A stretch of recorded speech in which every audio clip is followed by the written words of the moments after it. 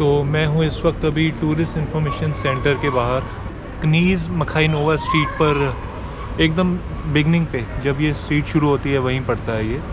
और खैर मैं काफ़ी सारा इनसे ये लिटरेचर लेकर आया हूँ कि जब मैं गया था इन्होंने काफ़ी कुछ पढ़ने के लिए दे दिया बेलग्रेड सिटी को समझने के लिए। और इसमें एक चीज़ इन्होंने बहुत ख़ास बताई है कि आप एक बेलग्रेड का वॉकिंग टूर भी ले सकते हैं जो रोज़ सुबह 11 बजे और 4 बजे होता है यहीं रिपब्लिक स्क्वायर से। रिपब्लिक स्क्वायर इस बिल्डिंग से सिर्फ 2-4 मिनट इसी रास्ते में पड़ता है इस तरफ जाकर। सुबह 11 बजे और 4 बजे इसमें आप कोई भी जाके बगैर बुकिंग के एक टूर गाइड होंगे वहाँ उनसे मिल सकता है और आप इस वॉकिंग टूर को ले सकते हैं। ये फ्री है वॉकिंग टूर जो हर रोज़ होता है। इसमें लिखा है कि टूर गाइड को पहचानने का तरीका ये है कि उन्होंने येलो आईडी डाला होगा या अम्ब्रेला डाली होगी या टी शर्ट। अब इतनी सर्दी में टी शर्ट कैसे डाली होगी मुझे नहीं पता। खैर ये सारी इन्फॉर्मेशन मुझे इस टूरिस्ट इन्फॉर्मेशन सेंटर से मिली है। मैं ज़रूर सजेस्ट करता हूँ आप कहीं भी जाओ टूरिस्ट इन्फॉर्मेशन सेंटर अक्सर एयरपोर्ट पे होते हैं और मैं एयरपोर्ट पर से इन्फॉर्मेशन लेकर आता हूँ, लेकिन अगर सिटी में भी कहीं भी मिले क्योंकि गवर्नमेंट रजिस्टर्ड होते हैं, इन्फॉर्मेशन फ्री मिलेगी, हर तरह की इन्फॉर्मेशन आप ले सकते हो। कोई सवाल है आप इनसे पूछ सकते हो, बड़ा अच्छा से ट्रीट किया। खैर अभी ये बेलग्रेड वॉकिंग टूर है ना जो ये अभी टाइम हुआ है 3:15 बजे हैं, तो 4 बजे का इन्होंने टूर बोला है कि यहीं से शुरू होगा। इन्होंने कहा है कि एक मेल लिख दो आप इनको कि आप इस टूर को अटेंड कर रहे हो। मेल मैंने डाल दी है, नो रिजर्वेशन नीडेड इस पर लिखा हुआ है। आप सीधा आइए और हमारे 2.5 से 3 घंटे का जो टूर है वो आप लीजिए। गाइड मिलेगा, बाकायदा इंग्लिश गाइड है। I will take this one prison या। तो यहाँ चीज़ की बनी आइटम्स है सारी, वेज कोई नहीं। और just one please, this one, thank you. तो पोटैटोज़ या वेजिटेबल से बनी कोई भी सैंडविच नहीं है, कुछ नहीं है, सिर्फ जो भी मिल रहा है चीज़ का मिल रहा है बना हुआ। ये मुझे मिला है खाने के लिए और इसको पता नहीं, कुछ नहीं पता मेरे को क्या बोलते। चीज़ का बना हुआ है और ये मुझे मिला 80, बिल्कुल चीज़ से भरा हुआ लेकिन बिल्कुल फीका। हमेशा की तरह फिर से बारिश शुरू। और हाँ, जो मैंने खाया था ना उसको कहते हैं करोसा सीर। सीर यहाँ कहते हैं चीज़ को। 4 बज चुके हैं और मैं अपने पॉइंट पे आ गया हूँ रिपब्लिक स्क्वायर जहाँ से मेरा टूर शुरू होगा। और मुझे अम्ब्रेला वाले भाई साहब ढूंढने हैं, कौन है। हालांकि कईयों ने अम्ब्रेला ले रखी हैं, पता नहीं इसमें से कौन से। एक्चुअली जो मैंने आज 3 बजे मेल डाली थी ना तो उसका जवाब आ गया अभी 4:10 हुए हैं कि आज वो टूर नहीं कर रहे हैं और टूर होगा कल सुबह 11 बजे। तो उन्होंने कहा कि आप कल सुबह आ जाइए, लेकिन अच्छा हुआ आज टूर नहीं हुआ। मैं वैसे भी बहुत ज़्यादा बारिश हो रही है इस वक्त। वेदर है -3 डिग्री सेल्सियस के आसपास और बहुत ठंड लग रही है। मैं नहीं चाहता कि मैं बीमार हो जाऊं इस बारिश में। खैर आज मैं भी हॉस्टल जा रहा हूं, बोला भी नहीं जा रहा यार। लो जी, अगला दिन सुबह और 11 बजने में सिर्फ 2-4 मिनट हैं और मैं उसी जगह पहुंच गया हूं जहां से free walking Belgrade tour organise होता है। कल मैंने मेल लिखी थी तो उन्होंने कहा था कि आज सुबह 11 बजे आप आ जाना उसी जगह पे। अभी क्या हुआ कि जब मैं पीछे आ रहा था ना तो एक बंदा मिला सर्बियन मेरे को। हालांकि उसकी भाषा से पता लग गया कि वो पैसे मांगने वाला है। तो उसने पहले बातचीत शुरू की मुझसे, कहाँ से हो, कहाँ काम करते हो, ये वो। उसके बाद वो अपनी भाषा में बोल रहा था कि पैसे चाहिए उसको। मैंने तो ऐसा बिहेव किया कि मुझे पता ही नहीं लग रहा कि वो क्या कह रहा है। उस सिचुएशन से निकलने का यही तरीका था कि भोले बन जाओ और पता नहीं कि अगला क्या बोल रहा।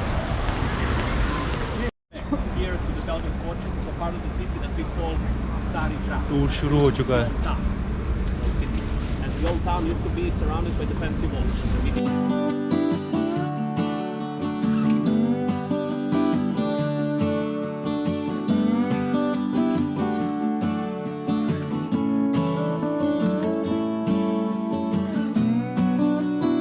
काफ़ी चीज़ें पता लगी। है रिपब्लिकन स्क्वायर, एक्चुअली ये पीछे म्यूज़ियम है और इस जगह पे मुझे जितना पता लगा उतना मैं बता रहा हूँ। काफ़ी बॉम्ब गिराए गए थे और इसको दोबारा रिकन्स्ट्रक्ट किया गया है इस जगह को। अब ये 2 बिल्डिंग्स दिखाना चाहता हूँ। ये है बहुत नई बिल्डिंग्स लग रही हैं, 1920 में बनी, और ये बहुत पुरानी बिल्डिंग है। तो आपको लग रहा होगा कि इसको रिकन्स्ट्रक्ट नहीं किया गया, इन दोनों को किया, क्योंकि जहाँ तक मुझे पता लगा कि ये जो प्रॉपर्टीज़ है जो बेलग्रेड के बहुत रिच बंदे हैं, जो कम्युनिस्ट जिनको कहते हैं, ये उनकी है। और वो कम्युनिस्ट कभी भी अपनी प्रॉपर्टी को रिफर्बिश नहीं करवाते। ये बड़ा एक टिपिकल बहुत ही पॉपुलर मॉन्यूमेंट है यहाँ का, रिपब्लिक स्क्वायर। कहते हैं जब किसी भी दोस्तों को मिलना होता है या कहीं पूरे बेलग्रेड में किसी को मीटिंग करनी होती है तो वो ये नहीं कहते let's meet at Republic Square, वो ये कहते हैं कौनिया, मतलब horse, let's meet at horse. तो क्योंकि बेलग्रेड में सिर्फ एक ही घोड़ा है ये मॉन्यूमेंट, तो ये बड़ा मशहूर है कौनिया के नाम से।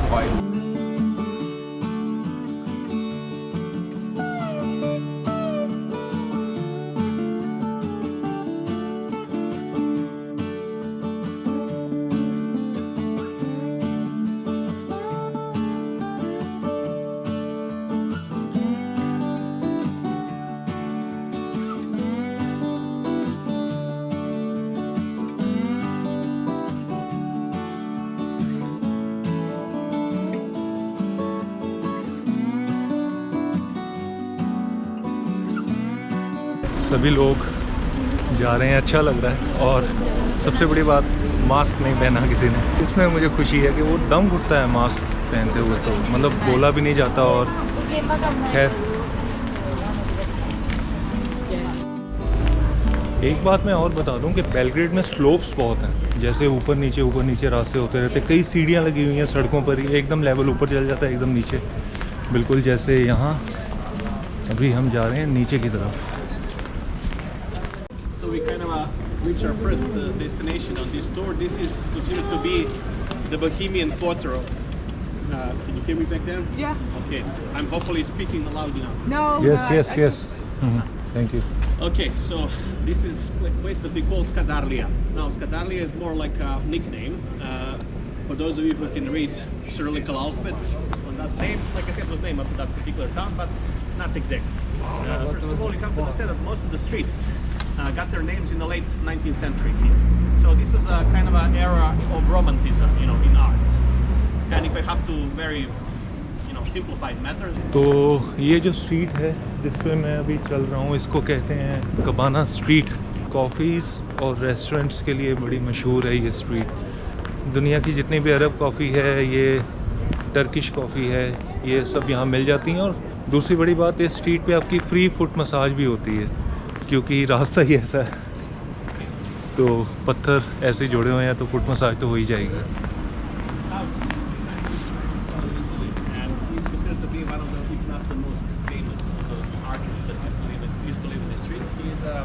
His name is Jura Jakšić. Jura is like a Serbian equivalent of George. Now,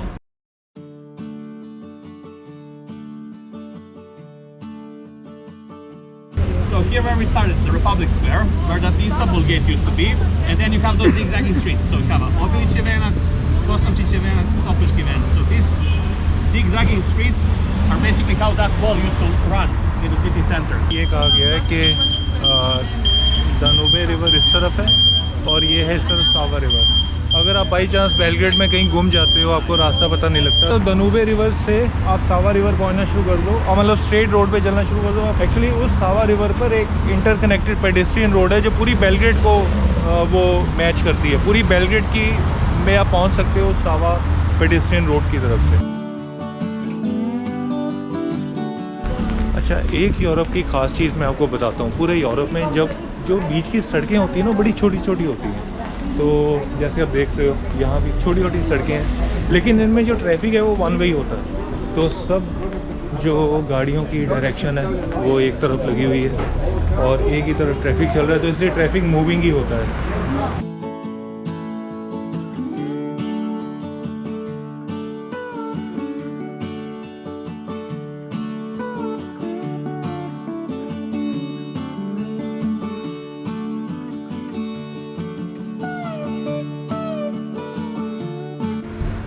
इस एरिया को टर्किश बेलग्रेड भी कहा जाता है, क्योंकि यहाँ काफ़ी लोग टर्की से, जो जितने भी इनहेबिटेंट्स हैं वो यहाँ आए हैं। और काफ़ी यहाँ जगहों का नाम भी वो टर्किश पर है। जैसे मैं कज़ाई नवा स्ट्रीट जो आपको मैं कल दिखाई थी, वो टर्किश नाम है। कुछ ऐसी जगहें हैं एक्चुअली, क्योंकि सर्बिया का बॉर्डर टर्की से बहुत लगभग नज़दीक ही है, बीच में मेरे ख्याल से अल्बानिया पड़ता है, मॉन्टेनेग्रो है, कोसोवो है, उसके बाद इस्तांबुल है। और मैंने तो एक बात और पता की है कि सर्बिया से टर्की डायरेक्ट बस चलती है। क्योंकि यहाँ की जो यूरोप की सड़कें हैं, ये जैसे बीच में ना एक जो भी गोला सा ये चौंक सा बनाया हुआ है ना, इसके पूरी जो सड़कें हैं ना वो परपेंडिकुलर ऐसे काटती हैं आपस में एक दूसरे को। एक्चुअली ये इसलिए काटते हैं क्योंकि रोमन एम्पायर में जो 2000 साल पहले अगर रोमन एम्पायर की आप मैप देखोगे ना, वो भी मैप सारे ऐसे ही थे। उनमें भी बिल्कुल एकदम सेंटर में गोला सा था और सड़कें परपेंडिकुलर, उनके भी रास्ते बनते थे। तो ये एक तरह का बेलग्रेड ने जब इसको 1880 में ये डेवलप हुआ है सारा।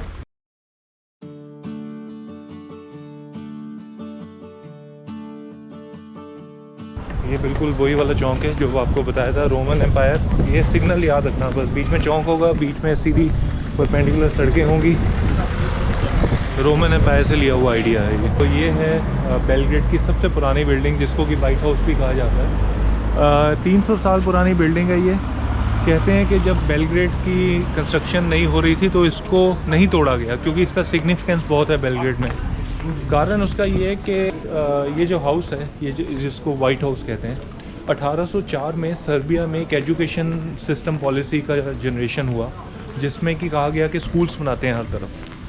1808 तक सर्बिया में बहुत बड़े बड़े स्कूल बन गए।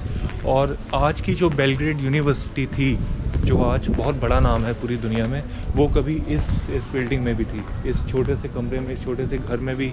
जब ये शुरू में इसकी स्थापना हुई थी तो यहाँ से शुरू हुई थी। और हाँ, जो रोमन एम्पायर का मैंने आपको सिग्नल बताया था, वो जो सेंटर में करके रोड कर देते हैं अक्सर, रोड वो जो सीधी आ रही है ना, ये देखो, ये बीच में जो भी बिल्डिंग आई सबको तोड़ दिया गया, लेकिन ये जो वाइट हाउस की बिल्डिंग है इसको नहीं तोड़ा गया, क्योंकि जैसा कि मैंने आपको बताया इसका सिग्निफिकेंस बहुत है। तो इसको ऐसा बाईपास कर दिया और रोड थोड़ी टेढ़ी होकर फिर दोबारा सीधी हो रही है।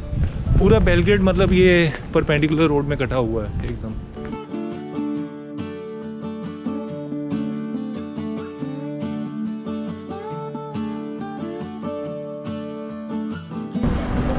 ये सड़क पर ही ट्रेन बनी हुई है, जैसा कि मैंने आपको कल दिखाया भी था। और 2 लाइन्स हैं आने जाने के लिए। और ये अभी हम कहीं जा रहे हैं पार्क के अंदर।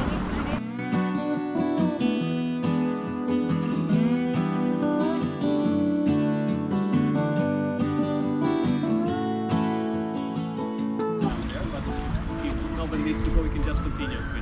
I have to offer. Okay? Does anyone need to go? तो यार ये घूमते घूमते अभी ये भाई साहब हमारे टूर गाइड ने बताया कि ये बेलग्रेड फोर्ट्रेस का एंट्रेंस है। तो मैं तो यहाँ आ चुका हूँ ना, परसों चौथा आपने वीडियो देखी भी होगी। और यहाँ ये थोड़ी देर के लिए स्टॉप लेते हैं, क्योंकि यहाँ वॉशरूम्स हैं, टॉयलेट्स हैं। मैंने फ्रंट से एंटर किया था बेलग्रेड फोर्ट्रेस में, और ये हम बैक से जा रहे हैं। चलो, इस बार आपको कुछ फोर्ट्रेस के बारे में बहुत सी चीज़ें पता लगेंगी लोकल गाइड के द्वारा, जो ऑब्वियसली मैं नहीं बता पाया था।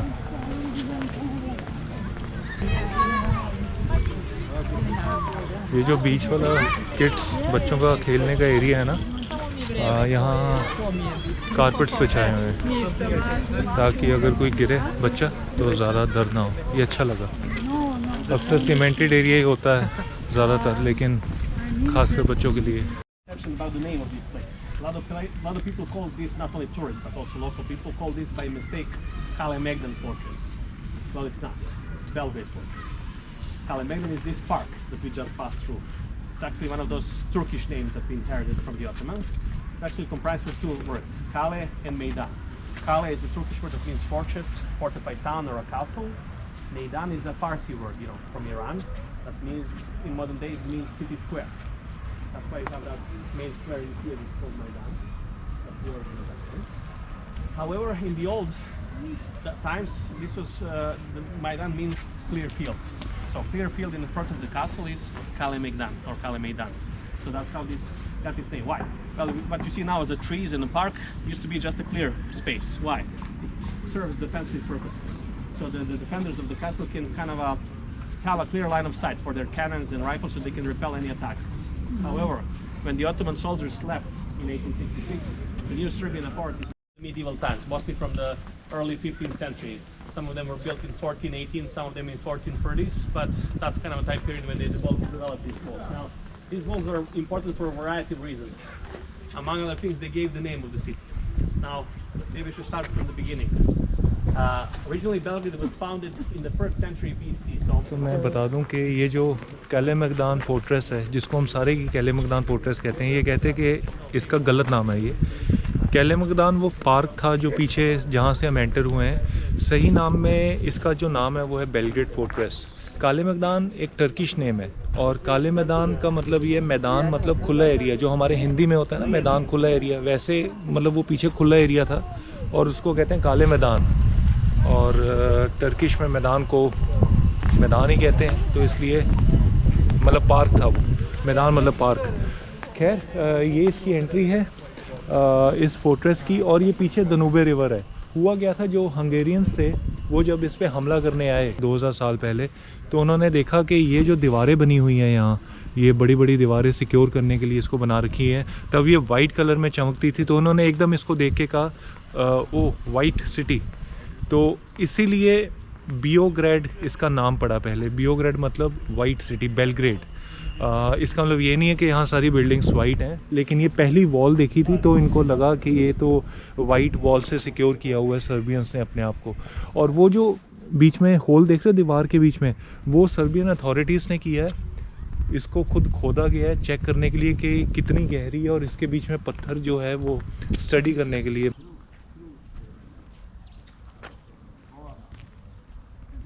River Danube. A lot of people are confused because you have this river island that Danube goes around it. Sava River is just that small stretch over there that you're going to see much more better when we go in a couple of minutes in different part of the fortification. So, because of these two rivers, you know, those ancient Celts decided to settle here because in the 1st century BC you didn't have a lot of roads in Europe. So the major communication lines were the big rivers. So they made their settlement on the top of the hill that overlooks two big rivers. And this kind of a situation determined the fate of Belgrade for the next almost more than 2000 years. ये है दनूबे river और वो है उस तरफ सावा river. कहते हैं ये जो रिवर है इसने बेलग्रेड का फ्यूचर बहुत बड़ा डिसाइड किया 2000 साल तक। वो इसलिए क्योंकि जब बाइकन्स यहाँ आए तो उन्होंने देखा कि यहाँ रिवर बनी हुई है, तो रिवर एक सबसे बेहतर ज़रिया था तब के टाइम में ट्रांसपोर्टेशन का, क्योंकि तब रोड्स तो थे नहीं। तो उन्होंने कहा कि यहाँ बसना ही सही है, तो इसलिए सारे के सारे बाइकन्स यहीं बस गए। और ज़्यादातर ये जो दनूबे रिवर है लगभग पूरे यूरोप में से निकलती है, तो ट्रांसपोर्टेशन के लिए इसको यूज़ करते थे। और वो जो आप देख रहे हो वो इनिशियली पोर्ट होता था, यहाँ से सिग्नल मिलते थे शिप्स को कि उनको आने देना है कि नहीं, लेकिन अब वो खैर फुटबॉल का फील्ड है।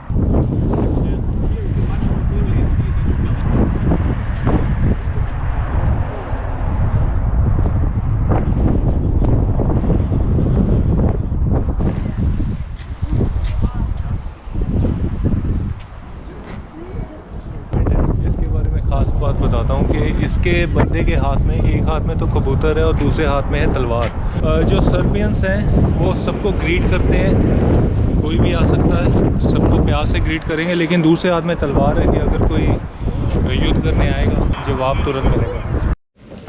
ये जो दरवाजे हैं 17वीं सेंचुरी के हैं, और ये जो पेज पे सजाए हैं तब के हैं। और ये होल देख रहे हो, ये बुलेट होल्स हैं। इनको बुलेट होल्स कहते हैं क्योंकि दरवाज़ा तोड़ने की कोशिश की गई थी जब हमला हुआ था यहाँ। 17वीं सेंचुरी में बना था ये।